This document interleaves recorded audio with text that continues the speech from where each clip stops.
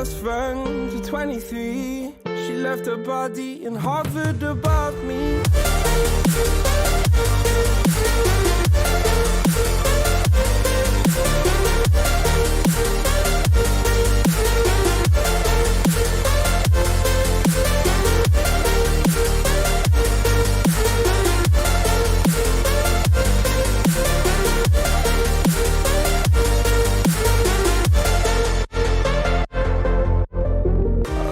Best friend for 23. I heard the heavens crying above me. They gained an angel, I lost a friend. I felt like dying again and again. I went through hell, stared at death, but I keep fighting with each living breath. I saw no way out from where I stood.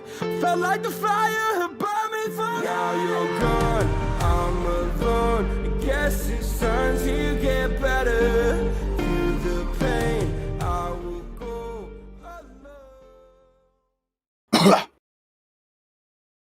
What's up, nerds? Welcome back to another episode of the Aggressively Average Anglers podcast. Today, we are joined by Ethan.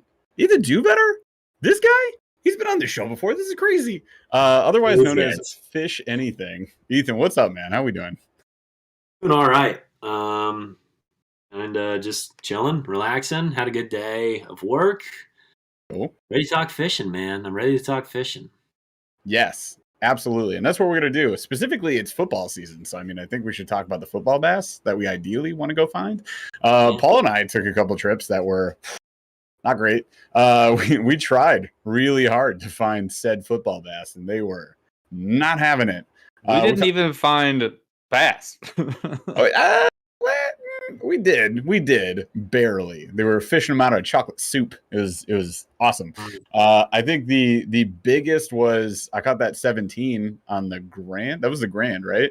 Yeah, I think a small stretch of the Grand, which was a blast to paddle in the new Crescent Shoalies, but we didn't have enough time, so it was actually like really stressful halfway through because we were like, oh, we have to go home.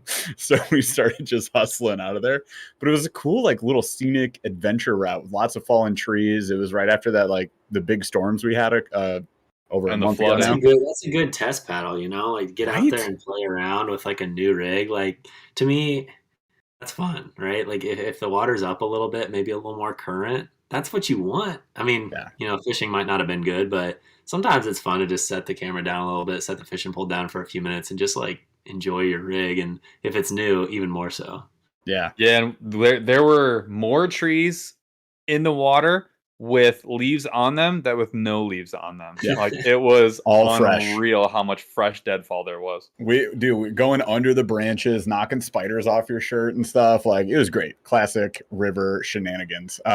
So we'll talk more about that in today's episode. I think we're going to have a lot of fun. No more Knucklehead updates right now. Obviously, we're waiting for November. That's when the actual event is happening. I know a bunch of you guys are going to show up down there in Alabama, Lake Gunnersville. It's going to be a blast. There's a campground down there.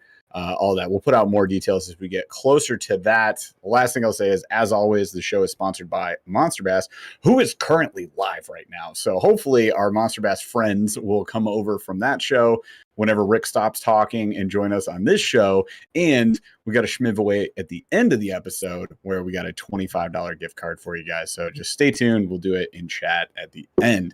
Now, I want to jump into Q the D because I got a lot of stuff I got to talk to Ethan about. So what do you got for us, Paul? If you could watch one movie for the first time all over again, experience it anew, what movie would it be? Ooh. Guess go first. Mrs. Doubtfire. Get out of here. Dude, it's such a great movie. I forgot how good it is until I saw it like maybe a year ago. I watched it again. I'm like, this is like freaking genius. Just what a left field answer. Like, just left field. If I had two left hands, that's the field. It's just way out there. Oh man, that's all right. That's awesome. I'll take it. I knew Star Wars was going to come up. It already hit. Jurassic Park is in the comments. That is a good answer. Anything Monty Python, I think, is a pretty solid answer too. Sure. Those were that had a chokehold on middle school for sure. Oh yeah, absolutely. I would probably Mrs. Doubtfire for life. Doubtfire. The I feel like never-ending story. there's Sixth many Sense? like, It does have a twist. well, you basically can't watch it a second time, right? Like No, the second time agreed. you're like, That's oh, a good okay, call. got it.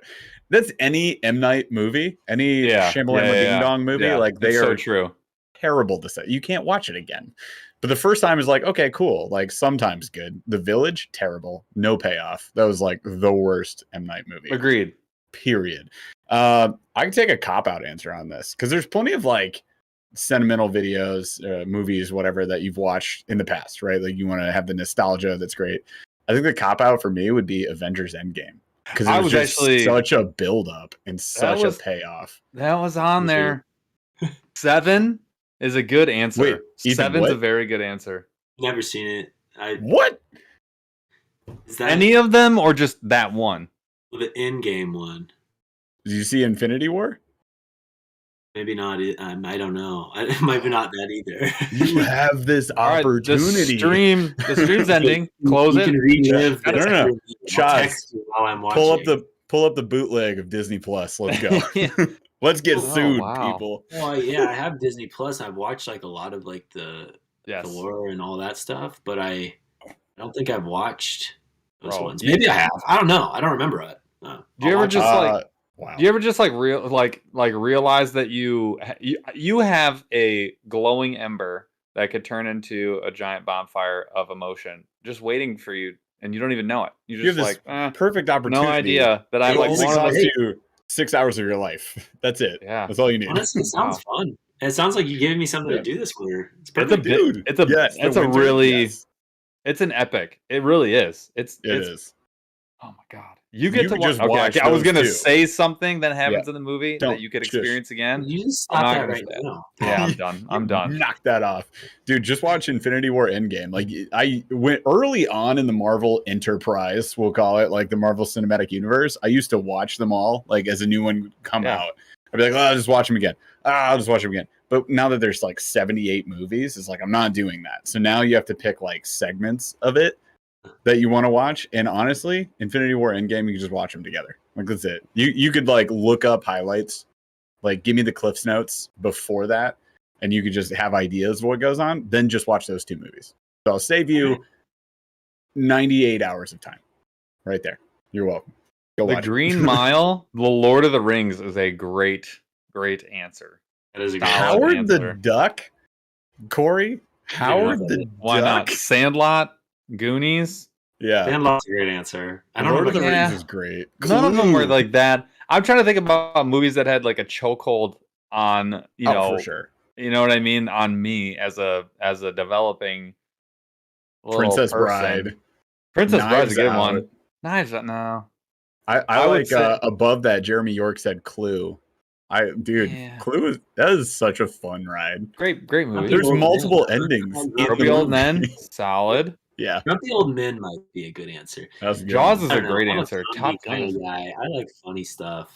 So Yeah. Paul, what is yours? You gotta spit out an Yeah, answer. what is your answer? Have you guys ever seen the movie The Burbs? I Tom should have Hanks? known you were going to say that. Sounds like I another first did. for me. It's a I cult. did end up. It's I did Tom end up Hanks. watching that. Tom Hanks, Carrie Yeah. Fisher. It's like Yep. a sleeper. It's a total sleeper movie, It is. and it's one that like my family loves. If I was gonna rewatch it, I would have to watch it with my brothers. Yeah. And then I would get to relive what has become like fodder for It's a laughter trip. for decades between my family. That movie is completely insane and it's Yeah. wonderful. But I was actually, you know what my actual answer is? Phantom Menace, Batman, the animated movie. I thought you were going to say Star Wars, the Phantom Menace, which No, would be a terrible choice. not Star Wars. Phantom Menace? That's what you The said. animated Joker? That's my movie. That's what I'm picking. Is it called the Phantom Menace? Batman, Phantom. No, Mask of the Phantom. Mask of the Phantom. Mask of What is Phantasm. Phantom Menace? Mask of the Phantasm. You're right. Phantom Menace is Star Wars. That's where you episode 1, threw which me is off. I trash. was like, my Star Wars bad. episode 1? The worst movie ever made. Yes. No, the Phantom. Okay. I'm gonna say Mask it wrong. Mask of the Phantasm. Phantasm. Thank you. That is Great the film. animated Why do Batman people movie. hate The Star Wars best 1 so Joker. much? They Uh, like it oh, because it was that like sent us down the path of like garbage movies that are all production and no substance. Yep. Because they took Star Wars Episode 1, yes. They took all the good Star Wars, they took all the good writing out of it, and they just added more lightsabers and special effects. And it was like, it's a garbage movie. There's a really amazing... What do you think about all the stuff that's been produced by Disney? That's kind of it's better than Episode 1 and way better than Episodes 2 and 3, but it's not anything like the original 4, 5, and 6. So like there's an amazing, it was done years and years ago. I think 1 has a special place in my heart. I never fully understand why people hate on it so much, but I think mostly just because it came out when I was like a kid. Exactly. And I think like it gives me like, I just like see it as like, oh, like I get the nostalgia of seeing nostalgia, yeah. Yes. And it's like also like you can't tell me like Darth Maul. Darth Maul, the double lightsaber, badass. Like and I don't care. Great death. Like, maybe the storytelling, whatever. Maybe that is all. It's just like, wow, there's a really cool villain with a double lightsaber. Yeah. Like maybe that just got me, but as a kid, it did, and so I guess the nostalgia keeps me there. But it was the. I agree. 4, 5, 6 is like that's the original, but nothing is ever as good as the original. Like exactly. No, yeah. But so there's I don't want to ruin this movie for you, but there is a YouTube video about why the Phantom Menace is so horrible, and they do it in a great way. They ask you questions. They're like, okay, describe who is the protagonist? And you're like, well, it's Anakin. And you're like, well, maybe it's Obi-Wan. Then you're like, well, maybe it's Qui-Gon. And then like, who's the antagonist? You're like, okay, well, it's Darth Maul. Then you're like, well, wait, maybe it's the Emperor. Or is it future Vader? And then they're like, part of like a saga though. Like, isn't it okay to not necessarily have it's 3 movies. It just they're always 3. It just keeps going. They're like, describe the characters without describing their appearance, and like the people are just like, bad guy. And then they go the girl with the hair, and then they go back to episodes 4, 5, and 6, and like, describe Han Solo, and he's like, oh, he's a swashbuckling, just watch it. It will change your perspective, because I used to feel the same way. I was like, Phantom Menace is the best movie ever. I watched it 4 times in the theaters. I thought it was. I still get like warm and fuzzies when I think about that movie. After watching that YouTube, I was like, "Ew, God, that was not good." YouTube. Yeah, just maintain your own opinion. There are a ton of great things though, like the pod racing. Chaz just said it. It was so dope, and it led to some of the best Legos ever made, and a phenomenal N64 game that I enjoyed for years. A great N64. We could talk about this probably forever, and I don't know. I'll probably we need to get back to fishing. Too deep on the Q&A. Do we? But what I will say is, I think what I'm picking up on here is like, I guess I'm not big on like analyzing movies as much. Some people are very like film, like they're very like, oh, like I want to break down a film and understand like why this is good. Sounds like you're more that type. For me, I'm that way with like music. Like I'm like very like hard on artists kind of thing. Like for me, like I'm gonna say something here, and everybody in the comments is gonna hate me. Well, at least not everybody, but probably a lot of people. I think Zach Bryan is terribly overrated. I don't think he's bad. I like Zach Bryan, new country artist, very, very popular. I like him. I think he's so unbelievably overrated for his actual skill level. Now, again, that's me like being like you with Star Wars here. It's a hot take. It's my 100%. Perspective. And I'm not saying that you're wrong for liking him, because I like him. He's on my playlist, but I just think like he pumps out he's a content creator. He's just pumping out the same thing over and over again. I would agree. Anyways, we should talk about fishing. Now I want to watch myself get roasted in the comments. Roast away, everyone. I already got roasted. I already got roasted on Ramon Outdoors hates all your takes on movies. It's all good. I think it's okay. It's gonna be fine. Someone will be hating on me shortly. So. I'm not. I'm just like anyone can like whatever movie they want. Like it's all good.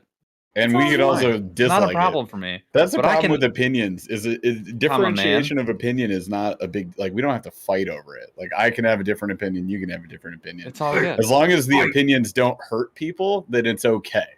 Like I'm not hurt because Ethan likes the Phantom Menace. You seem hurt by it. Though. I don't feel wounded. I still watch it. I just look at Jar Jar. I do look at Jar Jar Binks differently though. Like when Jar Jar Binks pops up, he used to be comedy relief, and now I look at him and I'm like, Yeah, we didn't really need Get that. out of here.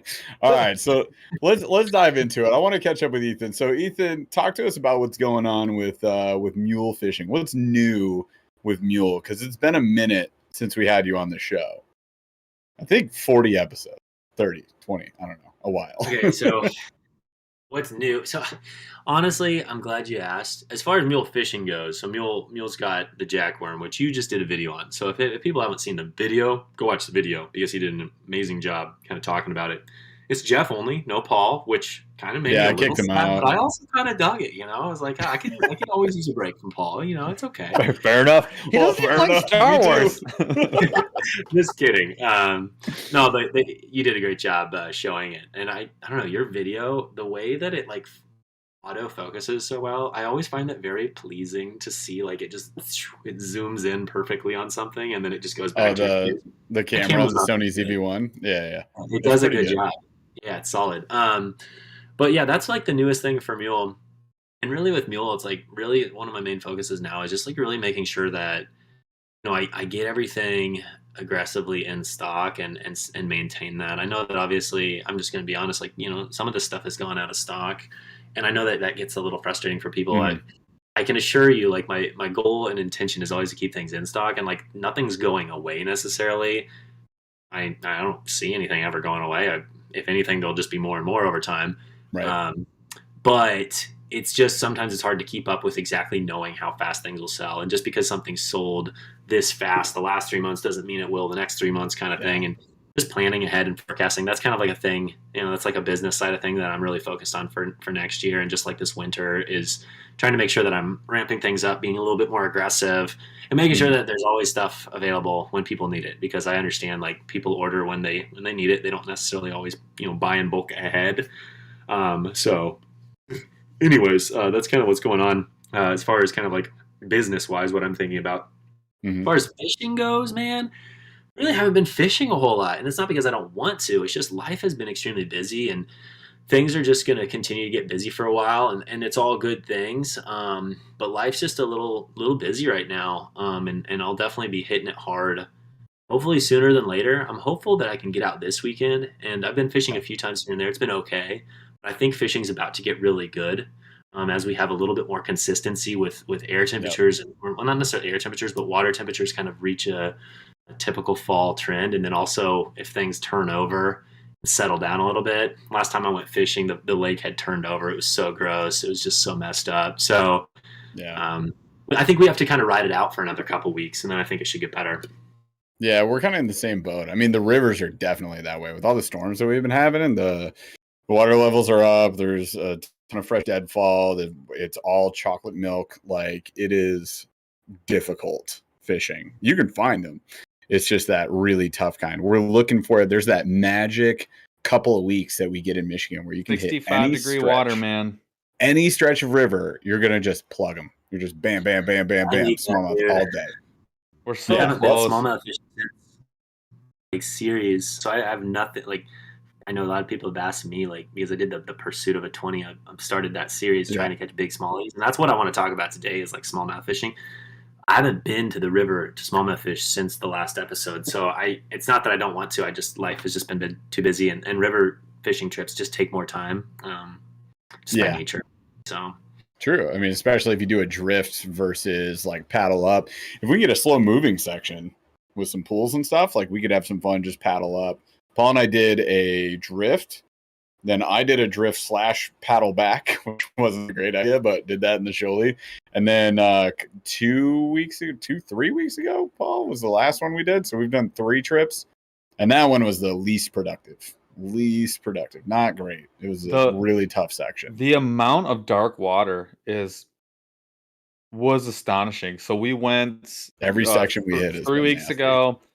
Chocolate milk, just brown, and the fish were not reacting like I thought they would. I think it's because the water was actually colder than what the fish are used to because of all the flooding, and then also the dark water. And then the next week it was like the same exact thing. I couldn't believe it. I thought we would get some washout, but it was still churn. And then I was different on river, different section, between dams, which were not running heavy. Like nasty, dude. It was nasty. Yeah. And then I was on St. Clair, and this was 2 weeks after all the rain and stuff. I think St. Clair actually, like, started turning way earlier than what it would normally would because of we had the temperature drop, and it had all this water flushed out from the north, from the Thames. So where I went from seeing fish everywhere for 3 weeks straight, seeing almost no fish, and the only fish I did see were gigantic smallmouth. That was it. Like 4-pounders, nothing. I caught a 3.5 and then you 2 caught a 4+s. That was it. I didn't see a perch. I didn't see a bluegill. I saw minnows, no shad, no catfish, nothing except for giant smallmouth. And they would not take anything except for like the slowest possible jig run, like not even parked.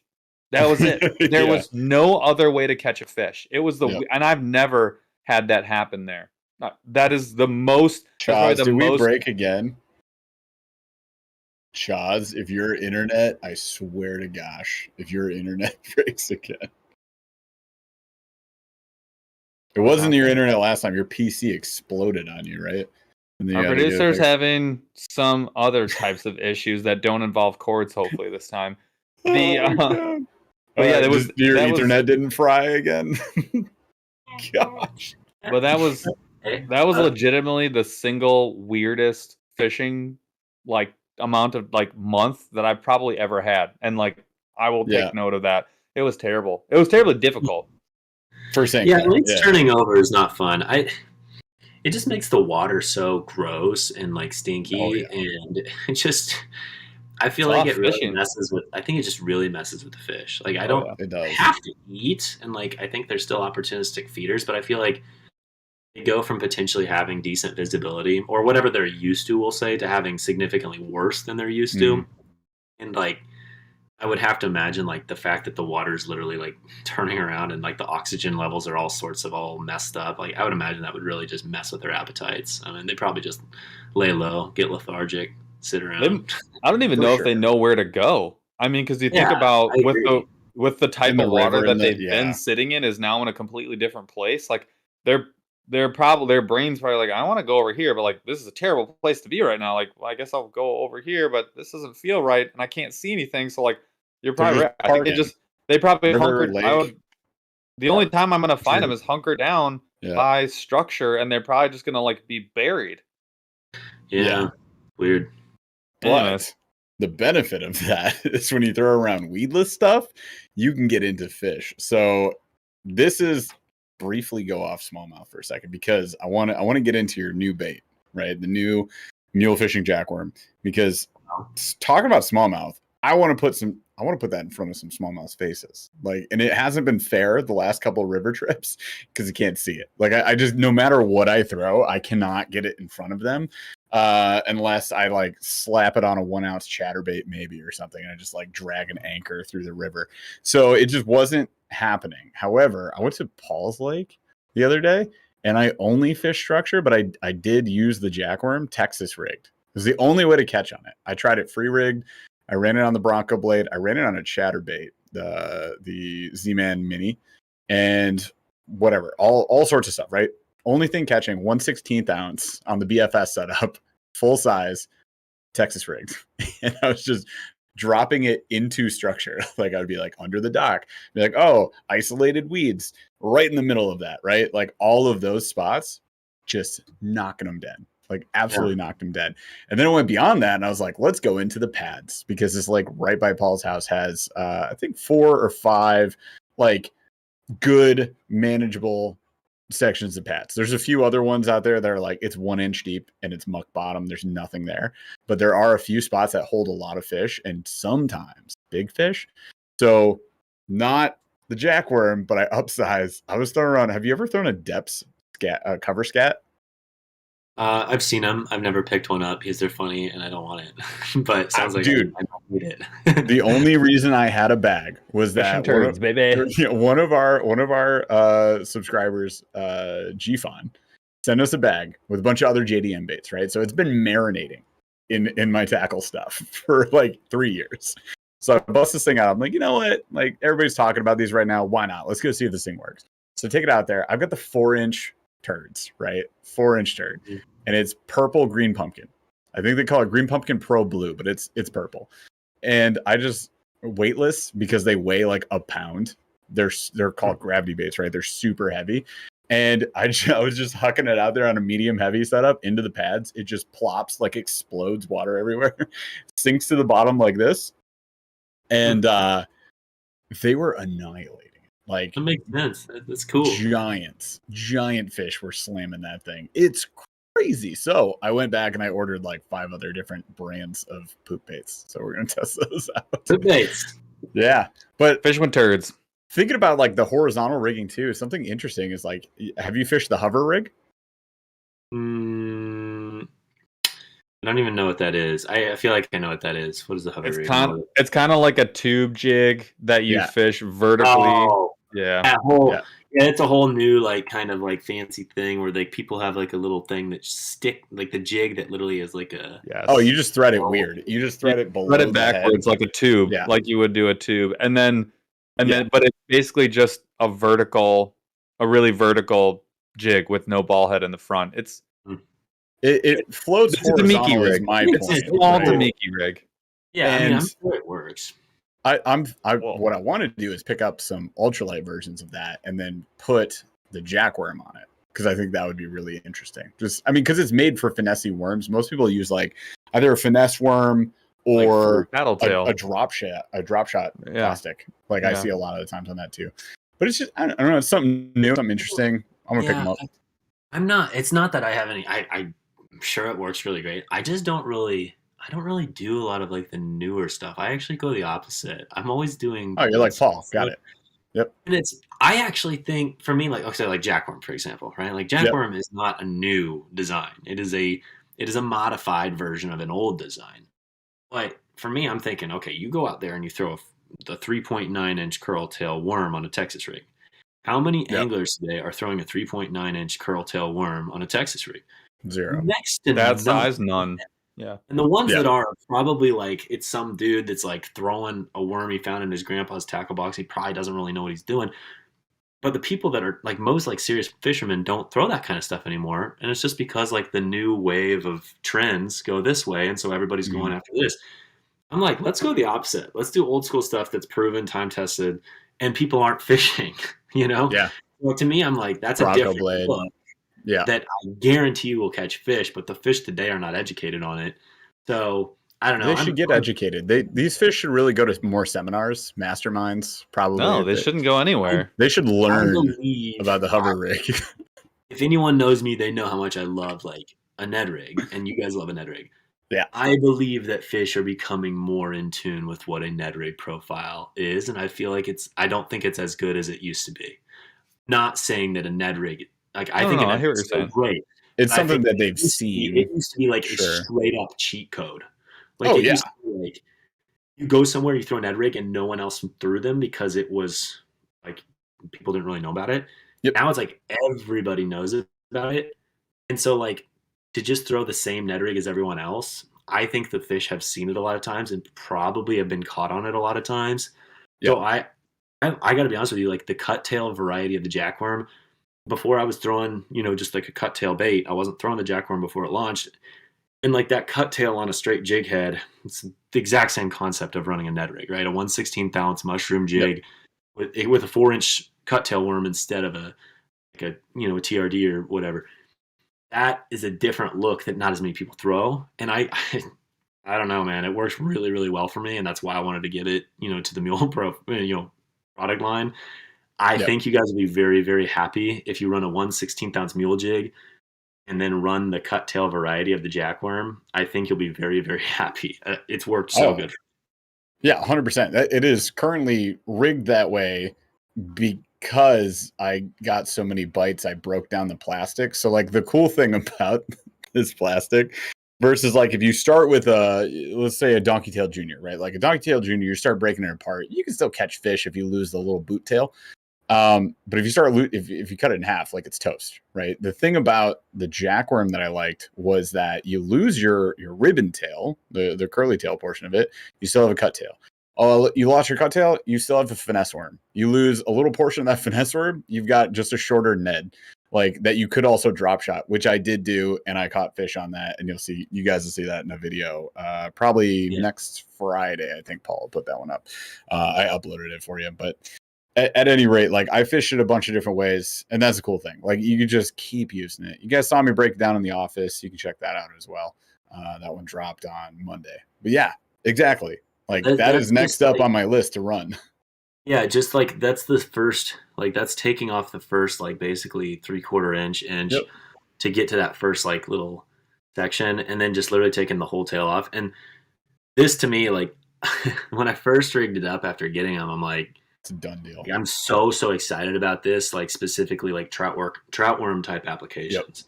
Just like it is the exact size I was looking for, and it should be because that's kind of how I designed it. But it was just very, very pleasing to rig it up for the first time. I just have super high hopes for this, and I mean obviously like trout, but you know I've caught bluegill, crappie, bass on it, so I mean it'll be a little bit of everything. But I've been saving all my scraps because I can just reuse them on different rigs. So true. I'm never throwing a piece away. Yeah, that's always been the goal. I want to stretch people's dollar. Like, people sometimes are like, "Oh, you make these things last so long. I feel bad. I'm not buying them, often." I'm like, that's exactly. I don't want. Like, I want you to buy them, and then when you have what you need, you don't need to buy more. Like, it's all good. Like, you've done your part. I appreciate it, but go fish them. And if you ever, break them off and lose them, and you want to buy more, that's great. But the goal is for you to have one and make it last as long as possible for you. Yeah. No, for sure. Like here's the funny thing about this. And I want to get back to smallmouth, so I'll mention this. There was a fun little comment thread that popped up on an older Temu video that we had put out. I think it was like the first one. And somebody just goes like, oh, like all I would only ever buy from Temu. And another funny thing was like somebody said it's better than Wish. And I was like, I mean, I sure hope so. But they're like, I only buy from Temu, I only buy from Walmart. Okay, whatever. Cool. That's how you feel. You want to be economy fisherman. Awesome. But when you sit there and you say like anybody who buys from anywhere else is wrong, every online fishing retailer is overpriced. Like he said, every online retailer is overpriced. I was like, I just hard disagree. There are plenty of affordable ones. I think you're just referring to like Mega Bass and like, sure, the Vitalian's like $30, kind of insane price. And maybe you just want to grab a $3 one from Temu and enjoy yourself. Great. More power to you. But like, you can't sit here and tell me that every retailer is so overpriced. And like, because I know people like you, Ethan, I'm like, okay, hard to disagree because of this. And you're not alone. There's plenty of small business owners out here that are doing this thing, that are making in the chat. Pig Jigs is in chat. Exactly. Like affordable products. I absolutely despise companies like Temu. I just do. Like, I thought you were going to say Pig Jigs. I was like, wait a minute. Yeah. No. What if there was just a rift we didn't know about? I was going to get super upset. I was going to be like, whoa. No. I've been meaning to everybody time out. Cool off. Quick shout out to Pig's Jigs. Look at that thing, the coleslaw. Yeah, dude. I haven't been able to reach out. I've just been kind of crazy busy, but I got the jigs. They look fantastic, and I have full intentions of using them. I was plugging them on that. So no, you guys need to definitely check out Pig's Jigs. Like, he's literally using the mule jigs. He buys them from me, and he just buys them like anybody else. And then he just busts open the package and makes them. He pluses them up, man. He makes them beautiful. So, shout out to you, brother. The copper truce, he calls it the truce. I paired up with the green pumpkin bronco bug. Sorry, burrow bug. I'm mixing up baits. I got it. The green pumpkin burrow bug. Sorry for my stroke, everyone. But the truce with green pumpkin burrow bug, I could not keep fish off that thing. Like, it falls so slow and like extra slow. I had the 132. Right. And it falls extra slow with that skirt and the bug. And dude, some of the best fish of the day I caught on that. And I was testing it out on like, we had got our buddy Jose Cinco from Cast King had sent us their Kestrel ultralights. So I was like at the same time kind of I was beating the tar out of that thing, like trying to put fish on it. It was a heckin' day. It was a lot of fun. Mm-hmm. But yeah, like my point with that comment is like that guy is fully out of line. But I tried to like bring up discussion. The guy was just being, a one-sided argument person who's just like, spend your money how you see fit. For me, I just think like, I think if we all just supported the knockoff cheap stuff that is made, to copy something else in a lower quality version, then you'll never have innovation or ingenuity for the rest of your life. And if that's what you're happy with, then if we all support that, then we'll never have innovation again. We need to support innovation, and we need people to think differently, and they're going to have to charge more because they put more work into creating something, and it costs money to create things.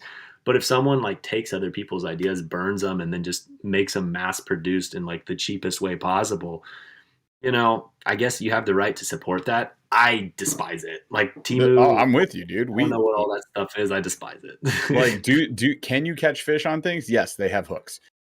Hooks catch fish. like you can make it happen. Will you be happy doing it? I mean, you shouldn't be. Like you're fishing knockoff baits. But like the funny thing to me is like the same person who would be like, I'll only get these Temu baits because I don't want to spend the money on these like brands that all they care about is money, blah blah blah, whatever.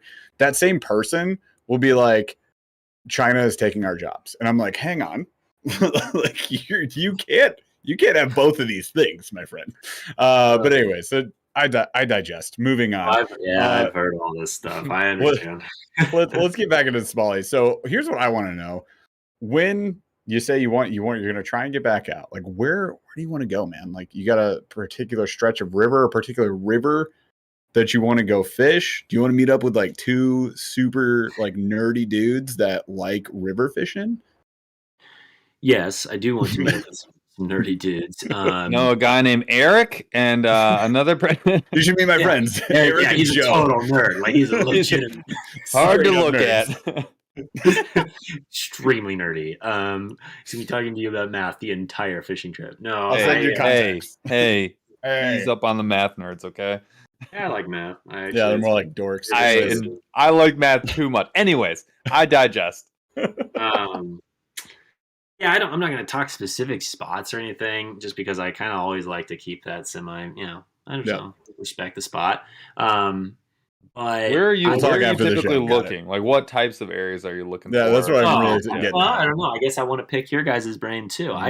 For me, what's been successful is just it's very like this is very kind of obvious. Like the most fishy looking waters are usually what work. And what I mean by that is when it comes to river smallmouth, it's like places that have like a very dynamic stretch of river that have a lot of depth changes and vegetation. If there's vegetation, if there's islands, if there's trees in the water, if there's like if it looks like it would hold life of all types, not just smallmouth, right? Like insects and frogs and that kind of stuff. That's usually where it would have the best smallmouth fishing. What the areas that I've ran into that have not been successful for me are kind of like, hey, it's the river. It looks good. It looks fishy, but it doesn't necessarily have like that dynamic. It's not very dynamic. It doesn't have a lot of depth changes. It doesn't have a lot, maybe it might just be like an 8-foot stretch, right? Those things, there's not enough for those fish to kind of use as ambush points. So I kind of will avoid those, but I don't really, to be honest with you, like that is one of the biggest things with this series that I wanted to learn from is like seasonal patterning and better understanding how smallmouth use rivers and where they go when. Through my experience so far, it was mostly like late spring into early summer. That type of water was good to me, but I don't know if the fall will be a different story. So what I'll ask you guys is like, from your experience in the fall, are you looking for specifically different areas, or what has paid off for you mostly in your experience? Yeah, so I mean, the Magic River, regardless of spots, has been the grand over like all the other ones. Our buddy Ted fishes the Flat River. He guides on it, and he is huge on like that fall bite. He actually had a really good like early summer bite as well. Unfortunately, we didn't get a chance to link up. We were supposed to go fish with him on the flat, which is I'm bummed about that. Hopefully we can get into that. I don't know. If not fall, maybe next year. But yeah, like I see rivers like that, particular sections of them where there is, like you're saying, a lot of structure, much better. We've fished spots recently. The spot we hit between the two dams, that was not a great spot. It's not a spot I would really ever look to go back to. Like it's a scenic route, regardless of water clarity, I don't see it being a highly productive spot. I was hopeful because it had dams, and like I've had, pretty good luck at dams. Like you usually have deeper water there. Most people should, right? Yeah, like I'm always excited for a dam because you never know. Like I've caught walleye there, you get big pike there, you stumble into a catfish sometimes. Like it's just crazy good fun, and you get to throw bigger, heavier baits and like just knock fish on the head. It's a blast. So if possible, I try to find a stretch where it like ends at the dam, like one of our spots. You and I like that's a good spot. That's the spot that I enjoy because you can fish the whole stretch, have fun. Ends in a dam. It's like a crescendo. Then after that climax, you get to walk back. It's a blast. So I'm looking for spots like that, ideally. And for us, we also like to bounce around. Having the shoalies now, I'm having a good time, like putting it to the test, putting it through really like tough sections of river. So there's like an element of like, let's go on a, that creek adventure. And then at the same time, I want to catch some big fish. So I'm looking for that middle ground. Paul, like what are we looking for, do you think? So one thing I would ask you is like, I feel like fall and spring are the easiest times to find fish in those areas. Where you never catch a big fish is that area in the summer. No, yeah. We don't even go. You'll only catch dinks in those areas in the summer Yeah. where you're seeing like a lot of bottom like contour changes. In the summer, I find that they are like usually those would be like midstream. Like that area is going to be like at middle of like if you're looking at a map, those are typically going to be like the windy areas, and then they're going to be typically in the middle, not usually at the mouth. So in the summer, I'm usually want to be either at the headwaters or wherever it's dumping out in the summer. And then in the fall, I want to be somewhere mid-river. So that area that the three of us fished the last time we fished in the river. Last couple times. Middle. Yeah. Super windy. And every time water comes in, there's a huge like gouge. So do you remember that spot, Jeff, that you and Ethan were plugging them away like not even 100 yards past where we launched? Oh yeah, where there's a little creek that comes in and it gets really rocky and it gets deep, a rock super structure fast. Drop. Yeah, that's fall spring. That's where you're gonna find a big fish. In the summertime, there won't be like numbers of big fish there. All you're gonna get is either nothing or dinks, and then headwaters or wherever the water's emptying out, where you get deeper water, bigger current, and then it's usually going to be pools. That's where I tend to look for them in the summer. Now, what I don't know and what I've not learned and what I would really like, Ethan, you were talking about this. This is one thing I want to learn more about is like during spawning season, like when it's the spawn. I don't know. Yeah. I have no clue what that smallmouth is doing at that time of year. And that's actually, if you wanted to catch like a lifetime PB, you'd have to be on those fish at that time. I feel like immediately pre-spawn is like when you want to like, that's probably in the river, but I don't know where they go during the spawn. Like I know they're supposed to like go up into the shallower waters and all that, but like that typically is not where I'm finding a bunch of big fish. And it could just be me not doing that enough. That's really what it comes down to. Is like I'm not hammering that water at that time. I'm usually like, well, I can fish one day, and I'm not like again way time on the water on the river for sure. Not enough lakes, at that time. Mm-hmm. Yeah, I think the spawn is extremely, from my experience this year, I think it can be semi-frustrating and confusing. I think I was definitely around fish, but I think that the fish in a river, a spawning smallmouth bass in the river, from my experience, is not at all the same as a spawning smallmouth bass in a lake or reservoir. Because a lake or reservoir, there's probably going to be very, very, like you're going to be able to likely see them, but if you can't see them, like they just seem to be more territorial and aggressive. What in the river, when I was fishing, I swear, one of my trips, I swear I was getting spawning fish to bump me. Like, but they would bump it quick, try to move it off a bed, and I'd set the hook and nothing was there. But then the problem is when you're doing that and you're having that experience, you know what else is fighting you? The current. So like you cannot precisely fish a spot over and over and over again in a river the same way you can in a lake. And Jeff, when we first fished together and I whipped your butt at bed fishing. I don't remember this. I don't know what you're talking about. Never heard of this day in my life. Okay, but the point is like I was pretty dialed on those bedding fish. Yeah. And like, what's really, really, really important, I consider myself a decent bed fisherman for like largemouth bass. Like when you can see them and you can understand how they're reacting, that's huge. Mhm. It got in my head a lot when I feel like I was getting bumps from them, but I felt like I kept getting pushed off and I couldn't see the fish. Yeah. And I was just like, I had no confidence that I was ever going to really trigger that bite and actually get them to mouth the bait the whole way. So I don't know. It was kind of a frustrating experience for me. So Paul, I'm with you. Like, I definitely want to get into some spawning smallmouth in the future on the river, but yeah, I need more experience. Because it's like right when the square bill bite dies, so does my big smallmouth catching time. Not that I'm only using a square bill, but once the reaction bite goes away, and to your Sure. point, you're like, I don't even know where they go. I know where they're supposed to be, but I've never put it like, I don't have like 3 weeks worth of fishing days on at that time where they're supposed to be, which is like slack, muddy water, or just off of it, and like way up and outside of the main channels. I don't have that time on the water at those spots, so like I don't know enough. Oh, for sure. But in general rule of thumb, if you want to find like big river smallmouth, which is how I found that spot that we went to, fall and spring, main river channels, somewhere in the core area where to your point, I think depth changes is the biggest thing. Big bends really helps, but like the depth changes is for me the biggest thing. Like if you've got that, you're gonna have big fish nearby, and rock. If you've got rock or some kind of hard bottom, like the big ones are gonna be there. But then once summer hits, the water level drops in the main channel, and those spots do not hold bigs. Jeff, I mean, we've hit that spot how many times? How many big fish have we caught at that spot when the water's super low? None. Oh yeah, None. No big Day. fish. That's but what a bunch of small rock fish. bass.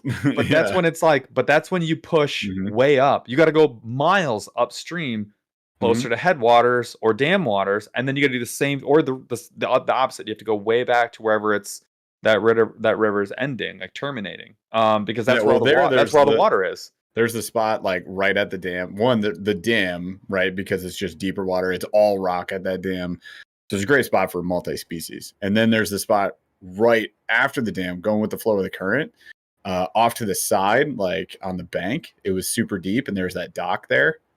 Remember that spot? It's like right in front of the dam. I know exactly what you're talking about. And that's the spot we went with your what's his name from Painted Trout? Oh, Neil. Yeah, we went with Neil, and we were just drifting flies under that spot. Like, he's like, this is my go-to spot. You want bigs? It's like right here. But that was also that was spring, I think. It was either spring or fall. It was colder. I don't know. Anyways, but yeah, we were just drifting out on a raft with Neil there, and that was pretty cool. We were fly fishing that time, but the water was up. Spring. And it was cold. Water, that was tough. Yeah, it was tough, but that's where the bigs would be. I don't know. River fishing. Yeah. Let's talk lures. So that's what let's all river smallmouth. First and foremost, shout out to Rocka Blades, member for 26 months. Doing our job. Hey, I've been here a few times. Go for it, man. You call them out. What are your bucket list fish to catch? I will be 100% throwing mule fishing lures at the Knucklehead tourney. The Bronco Blade is one of my confidence lures for big fish of different species here. Thank you. I appreciate that. Bucket list fish to catch from me. There's a lot of them today. Right now on the spot, I'll go peacock bass. Never done that before, but I would love to. I'm with you on that. I've said that before on the show. Like, and they're accessible in the States now. You go down to Florida, you can get into them. There's even some good sized ones up in channels down there, like way down south. So some opportunity. Like we could just go to Florida. Like, just do that. Like, I wish the iCast thing could be like next year's iCast. We could go a day or two early and like actually fish. That would be amazing. You could just not go to iCast and just go fishing. I mean, we could do. What if we just did one day of iCast? We're like, job done. No, and then, like, we just not iCast. Just go fishing for 3-4 days straight. The content's too easy, man. Like, we got to. We don't have that. We dive in 2 videos a week. The content's too easy if you go to a new place in Florida too, and you go fishing for exotic fish. Your channel gets the views for the fishing videos. Our channel doesn't. So Divergence. Matt Main upgraded to Snorlax crew. Welcome, brother. And you can now come to our members only, which is October 10th, and it's super fun. And that's actually where we're doing our Schmivaways. We're not going to do nearly as many here, so keep that in mind, you guys. It's not like a paywall thing. It's actually like a reward the members thing. We talked with us about our members, and next year we're making some very large changes to kind of how we do things, and we want to make sure that we are, again, providing the value, and that's actually the biggest thing for us. We'll still do some here, but like you can't do them on Instagram anymore. You can't do them on YouTube. You can't do them anywhere. And this is like a way to give them right to the people that we want to get them to. So, anyways, that's kind of, you're now you're in the group. So good to have you. Sky Miles right there. That's the Delta club. It is. So I will say this about bucket list fish. This is a no question. This is actually the easiest question ever. So sturgeon out of a kayak. The way that I would like to do it, I would like to do that in Seattle, Washington, in one of the harbors, and just like with a big worm on a big sinker. And I want to do it in a kayak. Like that is a bucket list fish for me. You want to go not for like a ride. I really like with a sturgeon. I do, man. I've caught like some really big catfish in my kayak before, and I've caught muskie in a paddle kayak before. Yeah, and there's really.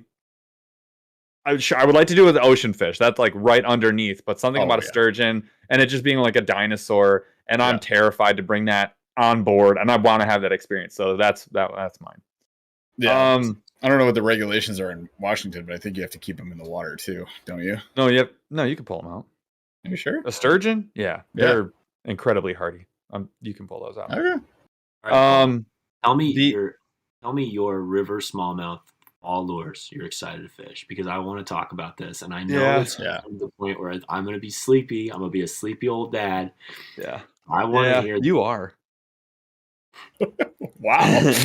Well, he's got more dad duties coming. He's got more dad duties coming in, so he definitely will be. Just the no pet, it's the I have kids, you got kids. Everybody know. Well, we all on this. We're not going to sugarcoat it. There's no sugarcoating. It's just that is a fact. You're just spitting. But you're gonna love it. That's my favorite. Will. It's terrible. You'll love it. Okay. Before we move on, I was so much happier with my second than with my first, only because I was so much more. I just understood more. I took things for granted because I was stressed out with my first.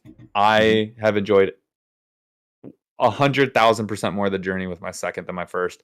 Also probably because I've decided that I'm done with having kids. And so now that I know that it's ending, I know that everything that I'm doing with both my kids is the last time. So I have more appreciation for it. Anyways, that's off the rails. I will say this. So I like how you said, I've decided I'm done having kids. It's been decided. Oh, okay. It was a joint decision, cool. But I made it. Sure. We can talk about it later. There was a flashbulb moment where I decided I was done. Yeah, you're good. Weirdly, like the best decision I ever made. Anyway, all right. So lures. Okay, so lures for just for smallmouth though. Like this is river smallmouth. So you're in the river. Yep. Tube. You would be so. And that I'm totally okay with it being weightless. I like the open hook too. I almost never do in the river. I almost never do the stupid tube. I do that in a lake quite a bit. The stupid tube, the weedless. I like the open hook. I'm a big open hook guy. But yeah, I'm the same. Like just huge. Go open hook. When you say weightless, doesn't a tube? Wouldn't it kind of almost? Have you ever? Oh, but they have the salted ones, and then I'm going like whatever minimum weight gets me to where it's like, it's basically just going down, but that's about it. So in the fall, do you like to use like bait fish colors, or are you still just throwing your green pumpkins? No, man, I am I just did a video said this on a video. My go-to is the darker colors of of fish patterns. It doesn't matter what the fish pattern is. That's not important. Darker fish patterns. So when you see the big shad, like the gizzard shad patterns, I like the ones that are like mostly black. And I like the perch that are like mostly black, the super dark green with like the black lines that goes to black lines. So it's like whether the water's clear or stained or whatever, it doesn't matter. It's more like you want a slow fall and you want a big silhouette. Yes. And a tube, to me, like a tube can look like a crawdad. A tube can look like a can't lose. Yeah. Can't can lose look with like it. freaking anything. But Can't it's lose like, with it. yeah, so a darker color is going to be a big silhouette. So especially in that water, I can see how that would work really well. I mean, that makes sense. It's like the mega Ned drift is how I always think about it. Yeah, It's absolutely. just like mega Ned. And then I like the flat sided. I say square bills because they're not really square bills. They're the rounded ones. The OG Slims. Like, Mm. dude, like any square bill really. And again, I go big. Jeff, I know. Do you go big or do you go? I like the big one. We fish totally different. So Yeah, like I like the big square billy. That's like Yeah. I just the bought. magnums is what Yeah, I throw, not pretty the much but all they're fall. big. They're No, definitely bigger. magnums. I like the big ones, and I Giants. go with the I go with like it's the same thing. Black, the shad pattern like with the big dot, you know, like I'm going all natural. The only thing I don't do is I love the bright orange, like the burnished orange craw. In the fall, really? Oh I feel like yeah, everybody's all over that in the spring. They never fall really. and spring. I've honestly my fall and spring list are pretty much the same. I don't really deviate on either one. Like I'm pretty much good with either one. I do like I'm good. Yeah, I feel like river smallmouth too. Like so, like you have lake largemouth, and like your options are endless, right? Like Yeah. I mean, depending on the season, all that stuff, and like conditions and docks, grass, boulders, whatever. Lake largemouth, you could have a tackle box that's 1,000 pounds. Yeah. River smallmouth, I feel like you can have a 10-pound tackle You box. can narrow it more down. than you'll ever need for the whole year. Yeah. So like Wish the I point had is mine. like river smallmouth from like the coldest water all the way to like the warmest water. I feel like it doesn't deviate as much. Like you can get away with a lot less. So I totally agree with that, Paul. Keep it simple. Fish your confidence baits. Oh Like, yeah, I'm throwing straight Ned rig, square bill. If I have to, I'm throwing a tube. I'd rather throw a ton of other things, but like if it's got chartreuse, I'm catching fish on it. So I don't care what color combo it is. I'm mixing chart in there somehow, and it's catching fish. Mixing in a chart. Mixing in a chart. You gotta mix it up real nice. Just like my 4-year-old. Chocolate milk. Yeah. Hey, we all mix a Kid chart gets in it. Kid He does get it. Yeah, I think the other thing that gets often overlooked in the river though is the micro popper, and that's just I was gonna say in the top fall. water, yeah. I'm getting that little popper, and that is one that and I do like the super fast and then the stop, and I don't know what it is about that bait, but it's fall and spring. You can't miss on those, and those will always like those 4 things will always be in the pot. Like that's the sweet spot for. I will start there, and the Ned for sure. But I like the tube. Usually at that the point, Ned over a tube any day, all day. I take the tube. I like to start with the tube because if you're gonna get a big fish, I want the tube. Like I feel like the tube. I feel like if I'm around a population density, I'm going tube. And you're gonna weed out the other fish. You're gonna probably hone in on larger quality bites if you're specifically wanting to catch bigger fish. If you're wanting to catch a lot of fish, you should absolutely net rig it up. Jeff, how many? I would challenge you. How many times have you seen this happen? Watched it happen with the Ned rig? Because we're all Ned rig nerds on the screens right now. This is not a dig, but how many times have you been like, no small fish, no, because that little guy was like, oh yeah, and it's like boom, and you saw the big fish, you didn't even see the other one, and they beat the big fish to the punch. A lot of that happens. I don't see that in the river though. So I mean in general, not in the river, just in general. I mean, I've seen it happen with a lot of different baits. Yeah, so like, I know. Yeah, it's not just the Ned, but like I would say it depends, and I don't think that this is a all or nothing argument. I think it could be. Yeah, I think it's whatever. I don't think one way is right or wrong. Yeah, I agree. Confidence baits are always ideal to be throwing because you're going to be happy with it. And the first thing you got to do when you're fishing is have fun.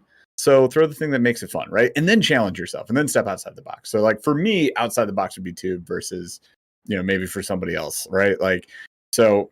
That is one thing I want to throw out there. The other thing I would say is like just baits that I have that differ from the ones that like you've suggested here is in the fall, I'm always throwing a black whopper plopper, like always. absolutely always. It's on board, it stays on board, and I prefer the bigger one now. So it's like the 120 or whatever, like the third Really? size up. Oh yeah, yeah. Just hucking that thing out around the river, some of my biggest bites. But the and 90? also the 90. I have both that I 90's bring. The 90's been my confidence size. Like Same.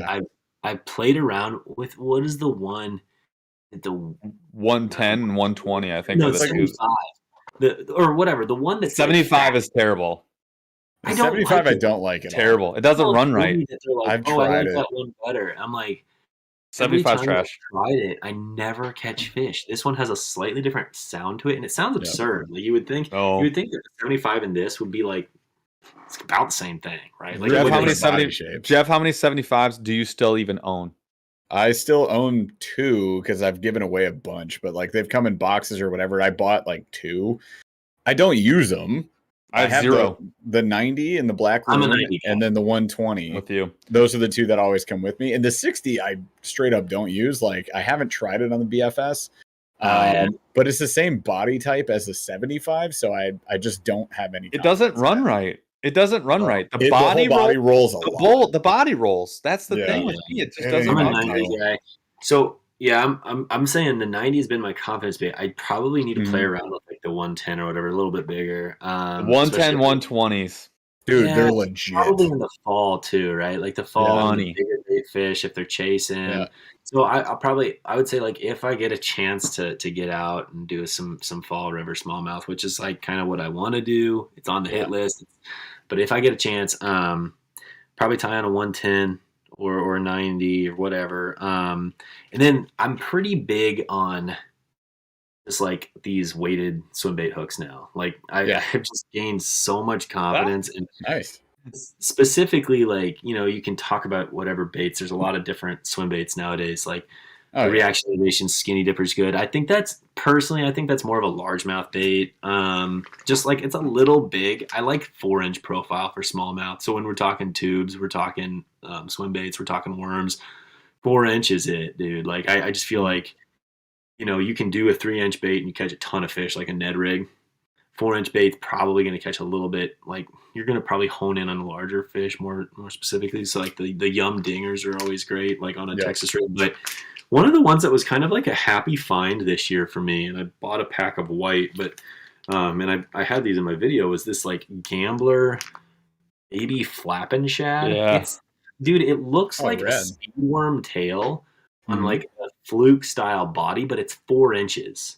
And when you rig it on this type of hook, you can just reel it straight. It just has like a flap, but it's different than just like a standard paddle tail. But you can also just twitch it like a fluke. You're talking my language. What weight are you going with on those usually? I do 1/8. 1/8 I have like hundreds. Yeah, it's a 1/8. It's a 3/0 hook. The Trocar, I find that 3/0 hook, 3/0 with the screw lock, that's plenty hook for most of those 4-inch baits. Yeah. You're gonna tear it up. I think I use the, just because I've had a bunch of them, and I do like it's better for bigger baits, kind of like a tube.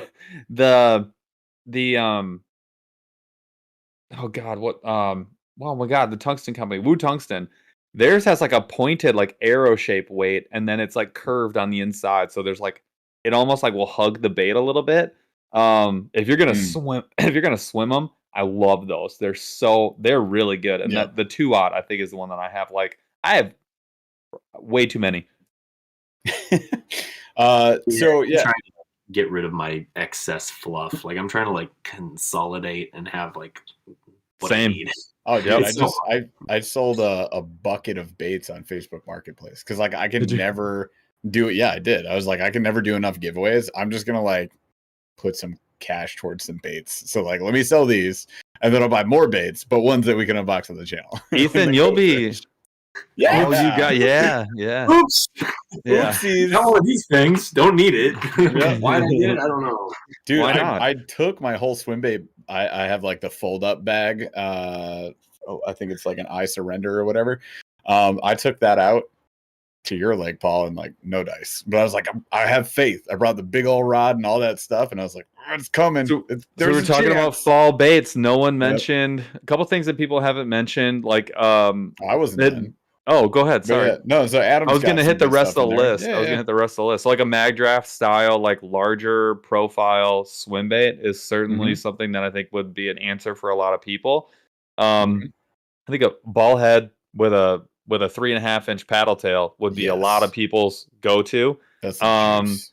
I think that a craw on a jig would be a lot of people's. Football head jig, football jigs. Me Yep. personally, I like the shortest, stubbiest football head jig that I can get with a like Texas cross style, like gold, Mhm. red, and black skirt, but like kind of trim. And then the shortest, stubbiest little craw that I can get away with. A lot of times it's just going to be like the trailer craw, like A that's chunk. the Yep, chunk. Yeah. yep. That's what I don't like the big ones. I know that's weird. Like a lot of people go up in the fall and the spring. I actually, with the craw, I like the little tiny compact guy. It is a time that I like to throw around my biggest jigs though too.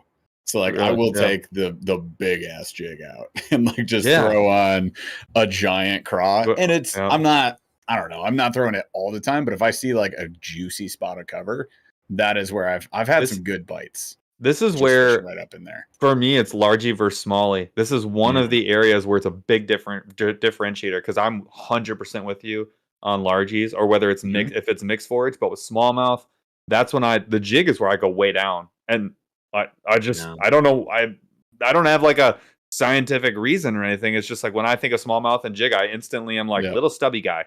Oh yeah, I'm the same way, Paul. It's not that I guarantee you those big, especially big smallmouth, they'll hammer the biggest jig you got. It's more of Agreed. like a confidence thing, I think. I'm still like, for whatever reason in my head, I'm always like, well, I'm better off throwing a tube, than a big jig, like in my Sure. head. Right? But it's a confidence thing. But yeah, for a largemouth, like I'm as big as it gets in the fall. Like it's like I'm Yep. not scared to throw like the biggest, meanest 3/4 ounce flipping jig, like and just move water, flip, flip, Oh flip. Like yeah. I love it. I mean, it's so fun, but yeah, I don't know. It's just like a different dynamic for smallmouth, and it's probably just the fact that like I have so much confidence and more of like that power finesse type stuff, like that, Yeah. like do the power fishing approach, but downsize it 70% to a largemouth bait. It's always that 4-inch profile. Like that's just where my confidence lies with smallies. Well, So that's like the funny thing too is like if there's let's say we go out in the Crescent Shoalies and we're taking 2-3 rods max, then I'm gonna have like a heavier flipping setup, like a medium heavy. I'm not taking Yep. the medium this time of year, but I have like the medium heavy. I've got the Ned rig set up, and then depending on the type of trip, the type of water we're hitting, it's either going to be like an ultralight, a BFS, or it's a cranking setup, right? Because I could be throwing whopper plopper, square bills we talked about. We didn't talk about, but another one I would throw is the wake baits, right? Just anything I can use to cause a commotion out there. So I might want like that medium moderate to get away with those hard baits sometimes. But mostly it's like flip something big, go to Ned. It's just 1-2 punch every spot.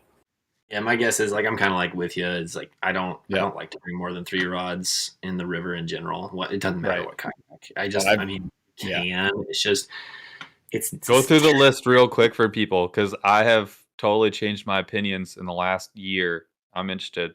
Jeff did On his what? on what 3 rods come with me Oh, almost yeah, pretty go much for it. every What time I was now. gonna say. So if I'm going out and we're doing river smallmouth and we're talking fall, like if that, my plan would be I would have my like medium heavy rod that I'm gonna run my swim bait on or my Medium heavy fast. Yeah, fast, extra fast, whatever. Just try to get big mean hook, set hook Something to hard. bury a Yeah. hook. Yep. Got it. So fluorocarbon, whatever, just like, and that's gonna be kind of my twitch bait, my moving bait, but it's gonna sink. Mhm. And then I'm gonna have a top water. I'll have my Whopper Plopper 90 or my 110, and then my last rod. I think all of these are gonna be casting. I don't even think I would bring a spinning rod. And I'm a spinning rod connoisseur, but if I'm going after big smallmouth, I'm going 3 casting rods. And the last one would be like some form of slower presentation and likely either a flipping tube of some type or maybe like it's that yum dinger, just because I've gained so much dang confidence in it. Yeah. But like, or a craw, but like something where it's like I can kind of flip it and fish it slower around those trees and like slow down a little bit But the likelihood is, if they're hitting a topwater, I'm throwing it 95% of the time. If they're not hitting the topwater, but they're still aggressive enough, I'm throwing the swim bait 95% of the time. And if they don't eat those things, I'm slowing the heck down. I'm flipping every tree and I'm slowing down. And then I'm probably going to catch more largemouth than I do smallmouth. Yeah. Well, So I asked about the medium heavy because that's the thing that has changed for me this last year. I grab a medium heavy almost none of the time anymore, especially in the river. I have been just living on the medium mod or the medium heavy mod. That the mod is like opens up a whole other planet of flexibility because I can run crankbaits, I can run like any treble bait at all, I can run any top water, no problem. And the medium heavy mod, as long as you understand, like you go into the jig game knowing what it is that you're doing, I don't have a problem with the hook set, especially if it's a 7-4. If I can get an extra little bit of length, I'm good. And that stick is like I'm almost anything other than like a huge jig. Anything under half ounce and under, which is like the majority of what I'm going to be doing in general with in the river, I'm good with the medium heavy mod. It's like I grab it all the time now. I just throw very little treble hooked baits except for topwater. So I'm with you on like more of a moderate fast taper on the topwater. I have a 610 Shimano Curado rod. I think it's moderate fast. I think it's moderate fast. But I have four. I have 4 rods now that are mods, and like that's what I use for my. We also ended up too. So we ended up ordering a bunch of those from Monster Bass. Like we didn't have any mods, but essentially we grabbed like the middle of their pack stuff. But I'm never giving up my medium heavy fast. Deal with it. All right. So there was a couple things in chat as well. You guys were asking about like EWG Neds, right? And jerk baits. I would say jerk bait, sure. I mean, if we're in the right section of river, if I can actually run it, sure. It's difficult. The current with a jerk bait really makes it very difficult to do what the jerk bait's supposed to do. That's why I find that if you got slack water on a paddle tail or a tube, way easier. Oh, for sure. And also jerk bait, hard plastic jerk bait. I don't mess with it, and I probably would just snag it a lot too. In a river. There's so much stuff in our rivers. Like I know rivers can vary significantly across the country. Here in Michigan, that's what I'm saying. Rivers we're fishing just heavy cover. So I think we would lose a lot of them. But soft plastic jerk bait, so like flukes, dynamite, should be throwing those. Absolutely. Just made a video on that. Yeah. The only one I missed, do you want to call it? Is I'm gonna definitely have my War Eagle buzz bait handy too. Buzz and spinner bait is required tackle. It's a big miss on our part. Yes. The buzz bait though, like $5. I'll post one for you. I'll post one for you tomorrow, Ethan. That'll be the video I post tomorrow. Is the buzz bait catch in the river because it's money. All right. Yeah.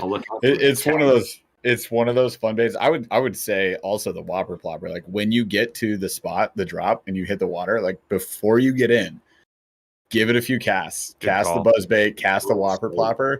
We have caught some of our best fish right like at the biggest fish I've caught in the last 4 weeks came on the first cast on a buzz bait at like 9 a.m. Camera not rolling. I had to put it on my phone because it was probably a 3+ pounder. I was like, what the fart? Yeah, it was pretty absurd. So I would always say like throw that out there. But then people are also asking about like EWG Ned. So we'll close out on this because we got to get to our schmiv away here and let Ethan get back to the sleep time. So what are your guys' thoughts on EWG Nets? Do you go open hook or EWG more often in the river? We'll stick to the river.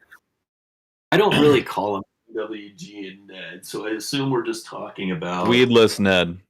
Yeah, to me, it's a Texas rig jig. Like this is sure, it's a Texas rig, but instead of having a bullet weight, it's a jig. So yeah, I mean, So if you have a short shank like the Ned Locks from Z-Man, if you're short shank, you're still calling it a Texas rig jig.